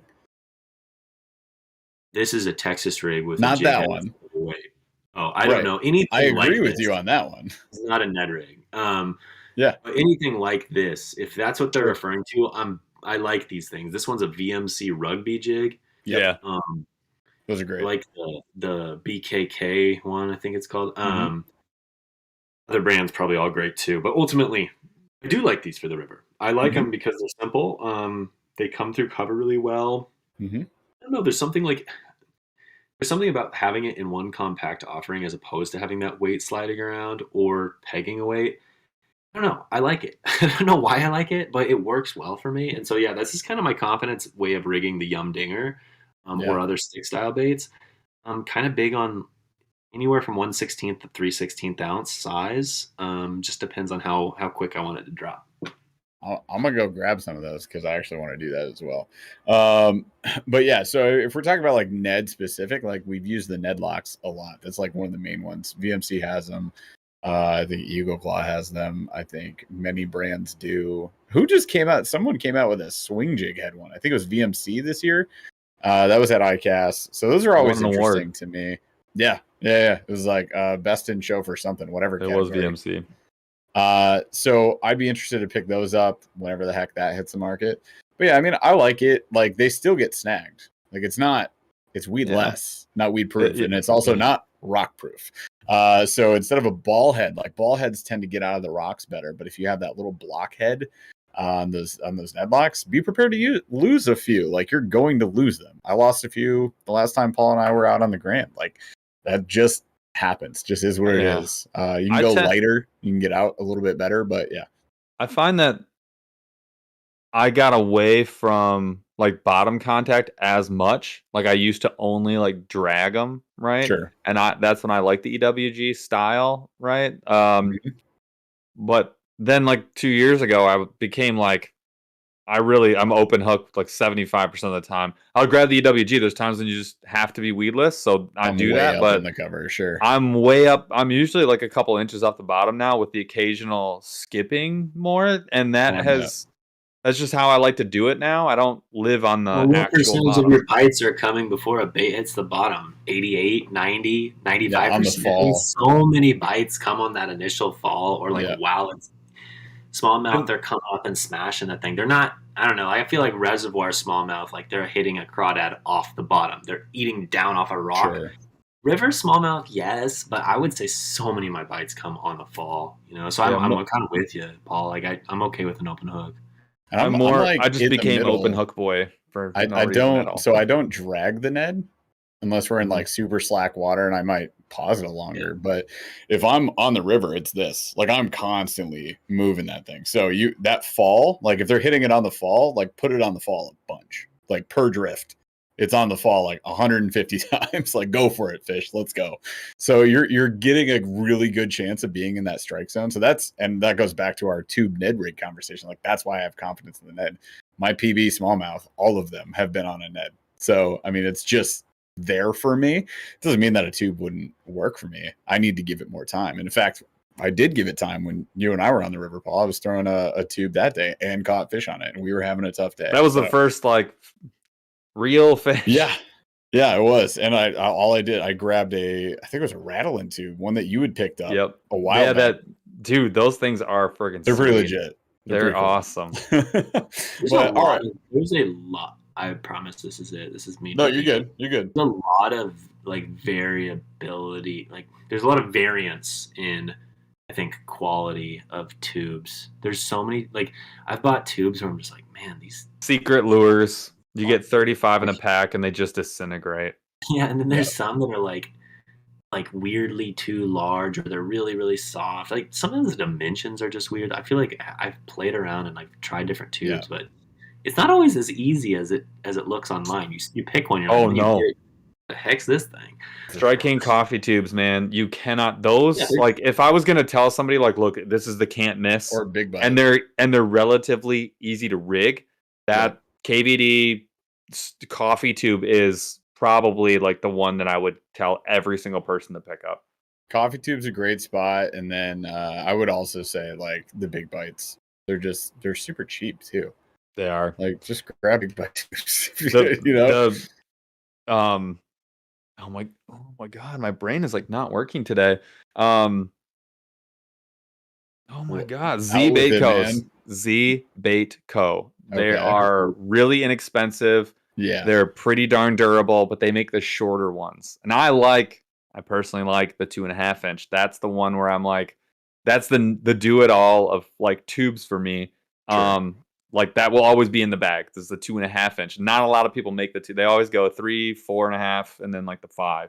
And I think the 2.5 is like a money one. And if you want to get practice, like catching fish, because you can catch anything with a 2.5 inch tube, that's the one to practice with. They're also really easy.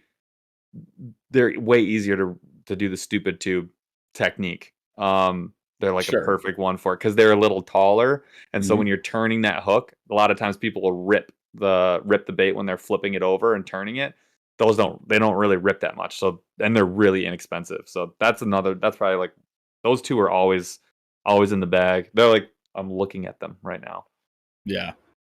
Awesome. All right. Well, lots of rad stuff that we talked about today as far as like smallmouth goes. New products from mule fishing. I think we covered a lot of stuff. The Star Wars Episode 1 Phantom Menace, terrible movie. Was it? We don't know. You guys tell us in chat. And I want to call out Burly AAA Hype Man, aka Flanders BLG Hammer. We need a BLG shirt. I think we did talk about putting that on. It's on the list. It's on the list. Don't worry, guys. It says member for 30 months in the Snorlax crew, by the way. Gosh dang. Appreciate you, man. Appreciate you a lot. Didn't want this to go to waste. Tightline nerds. Love it. Solid, concise, 10 out of 10 message. All right, let's get into some slow rolling thunder.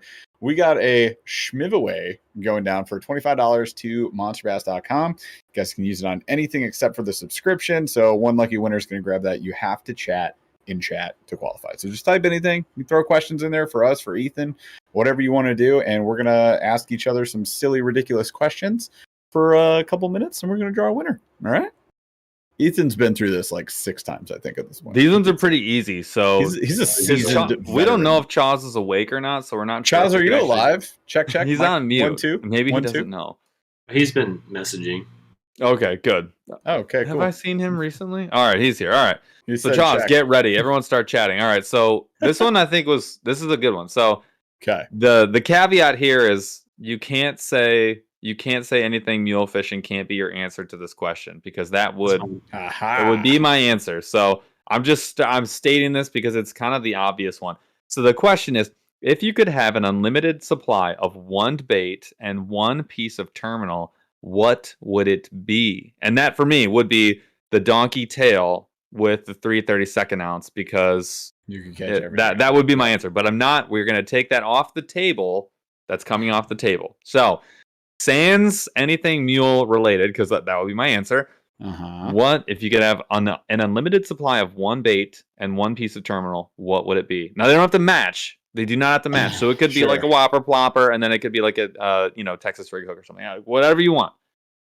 But then if it was a Texas rig hook, what are you gonna rig on it? Well, you can use other stuff. It's just, what would you want to have an unlimited supply of? Like, what can you not run? What could you never run out? Yeah, it's not hard. It's not super hard. This is all you get what forever. Would you? Yeah.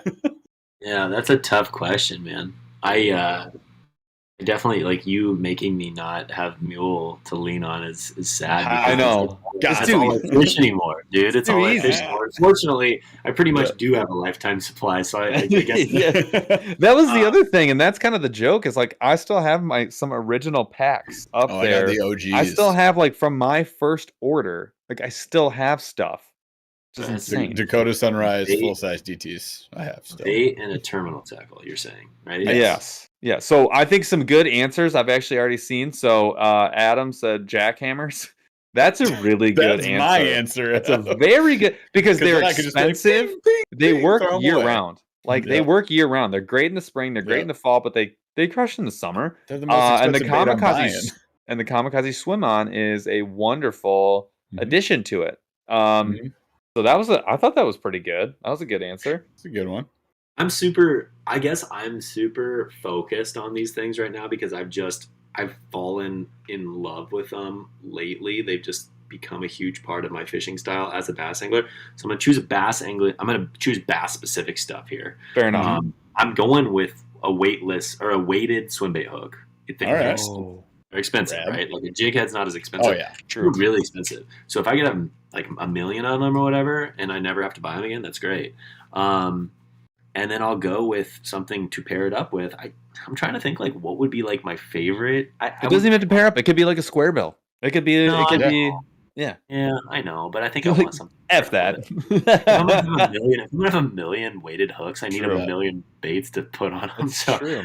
I'd probably go with like maybe just like a 4 inch or a 5, maybe like a Kitech swing I was gonna impact. say That's a good one. a Kitech or the Or striking two, version. I'm still a big big, fan of. 4 or 5 inches. You know, Rage 4 or 5 tail inches, swimmer or a not the Kitech? 3.5 or the 3.2. I don't need a 3.5. I've got a donkey tail 2.8, and I've already got a lifetime supply. Fair enough. Fair enough. Cheater. I need something And that a little is, and no one's gonna say frog. No one's gonna say. I like jackhammer. That might be my answer for Jackhammer is That's a really because they're expensive. So like you're That's dodging money strategy, bullets, and bro. that's a really good answer. Because it's an all-year Um, bait. The only other answer I would put would be a Mega Bass Vision 110. Oh, it's a And- good. and That's a any great color I answer. want. Oh God. Any color I want. The thing I thought of the second I said those hooks is 5/16 ounce tungsten bullet weights. That Like, was I cannot have enough of those. drop shot weights. I Drop shot love weights. it. 5/16 ounce. That's Yeah. my Texas rig weight. Like I almost Yeah. always use that weight, Yep. Yeah. and I feel like they're so freaking expensive now. They what are. $9 for like a pack of 4 or Yeah. What? whatever? Dude, tungsten exploded. Like I looked the other day. It depends. There's still a few places you can kind of get it cheaper. Whoa. But dude, I I'm don't telling you, But like yeah. a Strike King tungsten or like a it's or like up. just like a basic brand, right? And I'm not Yeah. talking like top line, just like your basic mid range brand. They're so expensive. Ballistic. I haven't looked because I use all my. Anytime someone gets me a Cabela's gift card, that's the only That's thing the that I terminal can think buy. to buy There you because go. I hate. Yeah. There's nothing else at that store that I want. Nothing. And even for Yeah. like $100, I'm like, yeah, I'm getting all terminal. Like that's all I buy. Yeah. I think I'm not going to take the cop out. Jackhammer is probably the best answer that I can think of. That's For a sure. really, really good answer. I will say this. I think I have a better one for the bait though. So for the bait, I'm gonna go and these For the things. terminal? No, for the bait. So for the Okay. bait, I'm gonna say the Maxcent Ned rig, the General. That thing, there's something about it. It's Max legit. That's a good choice. $9 but a bag or whatever. they're super expensive, but they also tear. They do tear, and they don't last forever. So that's a big one for me. Like if I could fish those all the time, I'd be really happy. And I would same Yeah. answer if it was the Fluke or anything else. Like so, my son is like obsessed with them. He loves the purple bag, but they catch a ton of fish off the break wall. And so when we go to the local shop, I like to support the guy because he's this dude that he is a good buyer of baits. He has great selection, and he started carrying a good selection of Maxcent. And so my son, that's all he wants to buy when he goes over there. So I've become exposed to Lucky it, whereas I you. wasn't before. And This expensive one. You couldn't drag your kid over to the Zoom bags and be like, Do you have an "Hey, idea look at how much these, more- bro." do you know how much more? Well, Big Bite's right under it. He never picks Big Bite, the jerk. Yeah. Do you know how much more expensive they are in Canada? They're It's got good $11 a taste, bag.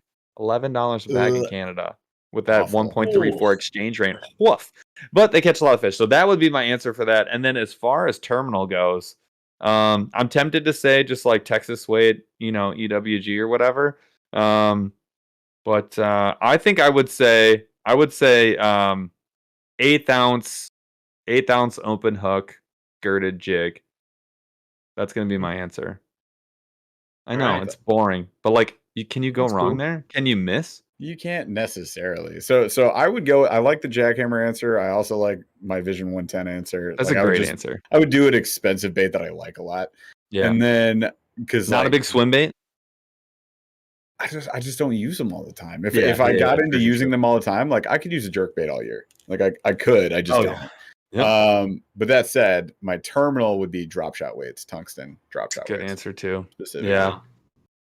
And then but then I'm not worried anymore. Like I can cast that up wherever I know it's going to break off. It's fine. It's fine. That's got why I a like the million jig. more. Because like an 8 ounce sure. jig, whenever I have one, because I've slimmed down on my terminal so much, Yeah. I only carry one of that color and that size. The other one would be like Yeah. a totally different color. It'd be like black and blue, and then the other one would be like chartreuse and white or something. Like they would be on opposite sides of the spectrum. So then when I lose the one, I'm like, no. And I'm very sad. So having unlimited of those would be kind of sweet. Fair enough. All right, should we draw and then do another Schmiv. question? Schmiv, Chaz, Schmiv away. Holding. holding. Oh, Jeremy hey. York. Hey. He's been chatty today. He has been chatty today. So we'll give him a second to say yes and Congrats, follow Jeremy. congrats, Jeremy. Jeremy, follow the instructions on screen.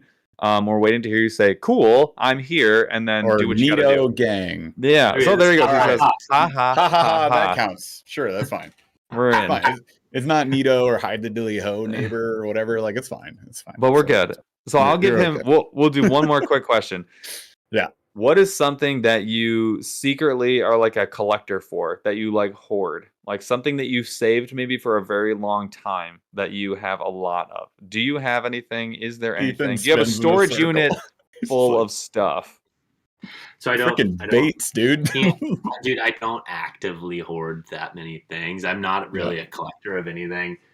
Like, it's starting to get a little bit problematic that I keep buying stuff that I never fish. Like I showed this one earlier. Yes, the Spro. I have the tiny Clash. Oh, yeah. I mean, this is like a little mega bass. I actually fished this in a video recently. Dude, that thing looks sweet. Unopened mag draft sitting here. Like, I'm not. I have full Okay. intentions In Pearl. of getting into the big bait world. Yeah. At some point, like. The Clash, I'm pretty stoked about. Like, this cost me $100 $100, which is so. Jeez. They're not cheap, dude. I'm having acid reflux. Feels so good right now. I've never touched it. Yeah, because it's $100 bill. If you fish it, keep it in that box with a floaty I'm on gonna it. throw it, bro. Like I just haven't. I don't know. It's like Good grief. I don't know. What about you guys? Jeff? I would say last year was swim baits for sure because I had 0. I went from 0 to let's buy. Not just bait. It doesn't have to be baits. It could be anything. No, you don't have anything. I was just. That's not my answer. I'm just saying, along with Ethan, like, yeah, I started collecting. They're just cool, aren't they? Like, they're cool. Objectively neat. So, all right. Thing that I collect, if it's not fishing stuff, just because of what we do, Paul, it just naturally is what we do. It piles up. It could be hats because I'm very bad at that, but I instantly kill them, and they actually should just be in the trash. And then right now it's probably like Nintendo Switch games. Oh no. Like, I have so many in my library that I'm just like, what's wrong? What is and wrong how and why? And I don't even have time to play them all. There are so many unplayed games in there, but like something new will come out. I'll play a game, and then unlike the old days where you would have your rack of games, right? And you didn't have adult money, and you would just play that rack of games over and over and over and over again until the end of time. Like now I can finish a game and be like, you know what? It's time for a new game. Time for a new game. Go buy a new one. And the problem is too, like the eShop is a total ripoff, but they do go on sale all the time. So I will never pay full price on the eShop. It's still a ripoff when it's on sale. But like at least I can get a discount, right? Like I can get BioShock the collection for $9. I'll take it. You know what I mean? That's amazing. Right? Like all 3 games. Well, 3 of isn't there 4 now? I don't know. Whatever. So my son has recently discovered Pokemon for the first. What was that, Chaz? Are you saying words? What? Oh, thank you, Chaz. Chaz says the 4th BioShock's in production. He's probably drawing it up right now. My son has recently discovered Pokemon for the first time, which I'm very jealous of him because that would be something I would like to rediscover all over again. Which I sort of have. So I've gotten back into it, and then I remembered. I still do. Every like 3 to 5 years, I break out my Pokemon cards that I still have. I'm not a collector. I hate clutter. I hate stuff. I don't like things anywhere near me. My desk at work you wouldn't know that I worked there. If I wasn't sitting in the desk, you wouldn't know that I worked there. It's possible. And so I still have I probably have $5,000 worth of Magic cards. And I know that I have at least $3,000 worth of Pokemon cards. I have one. I have one complete set, original set, and I have a second mostly complete set. That because I realized it's only like 7 cards away from being complete, I am on some eBay bidding wars trying to get some. I'm trying to get a holofoil Blastoise. I'm trying to find I don't have a Charmander for that one, so that's gonna hurt the pocketbook at some point. But like if I had 2 full sets, I'll just sit on those for the rest of my life. And that's probably the only thing that I would ever just like I would just sit on. Because I don't know why. I just really like the fact that I own it. And I did love Pokemon. Man, Wow. you know what's sad about this? So like my brother and I Everything. always give my brother and I give my mom a hard time all the time because Yeah. when we were younger and we kind of outgrew our Pokemon cards, like Yeah. she just like she I don't know if she might have asked us if she could. She might not have. I You don't just remember. tossed them or Sold 'em. sold them? No, she sold them in a garage sale. And it was That happened all to of her me. cards. And it was like she gave just next to nothing. And it's $5. like yeah, and it's That's like how much I it got. was our like you had everyone had like their box of cards that was just like it's whatever it's just all the crappy cards, and then they had their like binder, and it was like the binder that was where it was, man. I had a binder. Dude, I have a we binder. had like all these like I- Japanese cards that were all like holograph, like all these. I still have the Mewtwo from the movie with the coin. Dude, yeah, I had all those things. I'm with you, dude. My aunt sold mine for $2. That hurts my soul. That's so Cute. sad. No, check this out. Check this It out. is sad. The one So- thing that I do remember we had was was it Chancing? There's the one Chansey. Chansey. There's Blissey. Is it the next one? It was like kind of like The an evolution. It was Yeah. like the next one. It Yeah. was a Japanese version. Called of Fairy. that, and it was holographic. It was super That's rare. different. dude. That's a different Sounds one, but yeah. sounds incredible. It is So really- so check this Think out. about So that a lot. Ethan, yours was taken from you, right? Like I don't was a young entrepreneur, and I was Oh, like, you know no. what? My aunt's having like she lived in a rich neighborhood. I'm like, Oh, you got a garage sale. no. This is awesome. So I was like, here's what I want to do, Auntie. I want to sell individually all of these cards which currently exist in this binder, and I would like you to accept no less than $2 for like these ones, and these holographic ones I would like $10 for. So I numbered all of them, right? Price sticker. Hundreds of price stickers. I hand her the binder. She sells the whole binder for $5. I come back, stomach just dropped out of my body. Like my How old soul. were you? I would have been, I don't know, 12, 13, probably. It was the worst thing. It was the What worst did thing that she happened in my say? whole Like, life. What happened? Were you at an age where you were like probably a little rude to her after this? Oh, Because yeah. you didn't I know believe that? so. If I you believe- sold her collectible China plates for $5, she'd Right. she'd have your hide I sold the on whole the China stretching cabinet. board. I'm sorry. All right, getting Oh, I ready to thought this turn into was a for blanket. $5. I thought the whole thing. I sold all I your love this tchotchkes and story. figurines. Like my bad. They Yeah, what were gave me those $2. promise, but like special promises or whatever, heavenly promises? Those little figurines. Yeah, I sold the Yes. whole lot for like Yep. $100. Whole thing. You would be deceased. Yep. Oh my god! So imagine I if was you were just like, yeah. imagine if this was 20 years ago, and we Mhm. were all just like, just some weird dude that just went to garage sales and just bought Pokemon cards. Like Gary imagine V? how Somebody much money- crushed it. Yeah. Gary V. I'm legitimately I'm so happy that I saved him because when I moved to Minneapolis, Good for you. I had to make decisions about Mhm. stuff because I didn't have any space in the city, You legit and were I just made the like, decision Pokemon to cards. keep. I was like Pokemon cards and Magic cards, Mhm. those huge. Yeah, they stay, Forever. bro. Keeping them, and like my brothers wanted to sell them, and I was like, no, I don't think so, guy. You have Like all these the are best mine ones. now. I have a still all lot. the sports cards. I have all my MJs. I have a framed Magic Johnson rookie card. Huge fan. I have a ton of sports cards. I have a That's Eddie good shit. George Fleer Ultra with the gold holographic backing. Big fan. So you're a card guy. Yeah. Got it. Cool. I just have was kind of like a 100%. Vince Carter- like my first page is a Vince Carter just montage. It's every Vince- Dude, as a kid, just like The legend. is it. Like that is Yeah. is Dude. it. The- Done. If you watch him at the dunk contest, you were forever changed. That's a core memory. Dude is amazing. It's right. unreal. And he was the ageless wonder. Wonderful guy. Oh, dang. It's I can talk we about went- this stuff all night, guys. Why do we talk Agreed. about this at the very we end? could talk about anything all night. So this has been a longer episode than normal. But we appreciate you, Ethan, for being on. Thank you so much, my friend. As always, it's a pleasure to have you here and chat about, not really fishing, like kind of a lot of other stuff, but like also a little bit fishing. So it was really good. we did get to it. So we need to fish sometime. real soon. Let's see if we can make time for that. We'll talk about it after the show or something. We'll figure it out. Is there anything you want to call out for Mule, for everybody? Where should they find you? Anything they should be doing right now?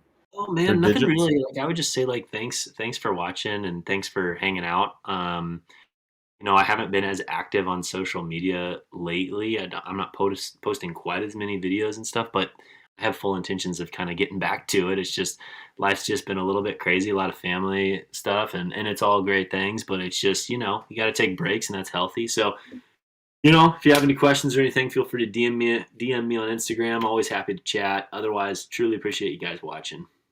Awesome. Well, we love it, man. So you guys, if you haven't already, and if you're here, I'd be surprised if you haven't, go check out @FishAnything, YouTube, Instagram, all the stuff, and then @MuleFishing as well.